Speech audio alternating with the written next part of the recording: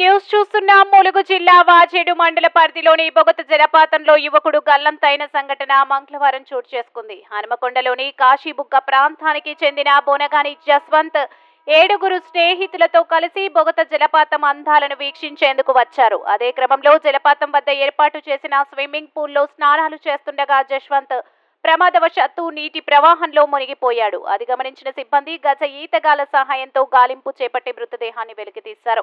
జలపాతం వద్ద వరద ఉధృతి ఎక్కువగా ఉన్న సమయంలో పర్యాటకులను స్విమ్మింగ్ పూల్లోకి అనుమతించడంపై పలు విమర్శలు తలెత్తుతున్నాయి. ఇదిలా ఉండగా బొగత జలపాతం వద్ద సరైన రెస్క్యూ సిబ్బంది లేకపోవడం అధికారుల నిర్లక్ష్యానికి అద్దం పడుతోంది.